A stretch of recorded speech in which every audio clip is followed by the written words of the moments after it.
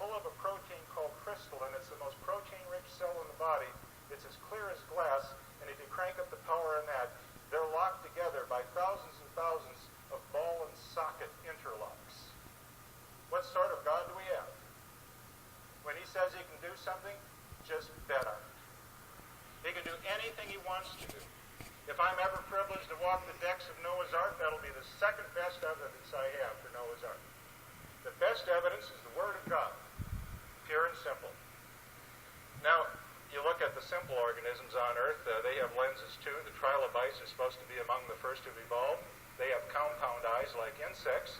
They have a lens, but the lens of the trilobite, or at least some of them, is a hard crystalline substance, just like glass in the lenses of your glasses.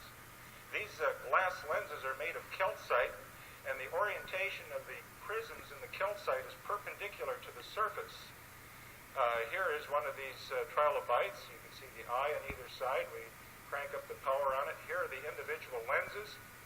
Because these lenses are mineral, a calcite, you can actually find fossils of trilobites. The lenses are probably in the same shape they were when the trilobite was alive, because it's a mineral. And they can remove the individual trilobite lenses from this particular species and look through it in the microscope, and they find out it has optical properties that keep it in focus without having to change shape from about 1 millimeter to infinity. That's the thickness of a dime out to infinity. And this is a wonderfully corrected lens. In fact, it took man a long time, using principles of optics and physics, to ever come up with a lens as good as this lens. How do we know that? Because the first really superb lenses were made by Descartes and Huygens. Doing advanced mathematical calculations, they knew it took two different kinds of glass, and you had to change the interfaces. It's called the doublet, to get a highly corrected lens. The lens of Descartes just happens to be the lens found in this trilobite. And the lens of Huygens is found in this trilobite. What sort of a crater do we have? And finally, let's just look at the eyelids. This is a good place to close. So we have window washers. Naturally, the Lord gave us window washers. You have to keep the cornea wet. You couldn't even see if the cornea wasn't wet, because that's really the optical surface, is the water, not the cornea. And the water comes from the outer edge of the eyes across the eye. And over here, there's a little hole. Look close in the mirror on each eyelid near the nose, called the puncta. There are muscles in there that suck the water off the eye. So it's constantly flowing. The washer fluid is optimized to be antibactericidal and just perfect for the eye. And have you been topping up the fluid lately? See, it's all automatic. Don't worry about it. And then the lids have a little cartilage. It's a little stiff plate that's inside the lid. And then there are muscles attached to that. And the muscles can then raise and lower the lid like this, so you can blink at people, see?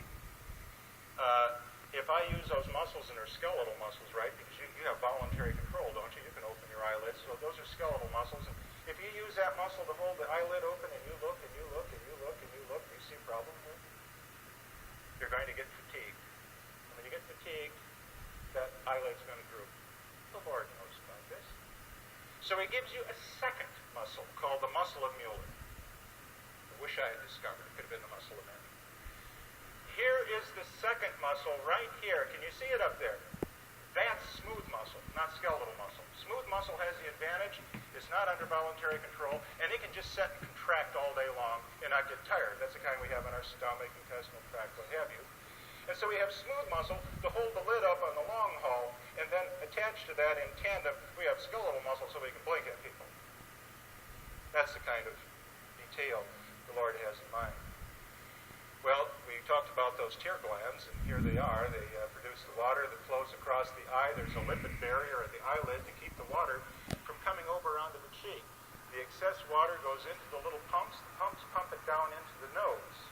And into the nose it's released, and that's why we get the sniffles when we cry. But if the water builds up too greatly, it breaks over the dam and goes down the cheeks as tears. And that's what the Lord has come to solve. And God shall wipe away all tears from their eyes. There shall be no more death, neither sorrow, nor crying, neither shall there be any more pain, for the former things passed away.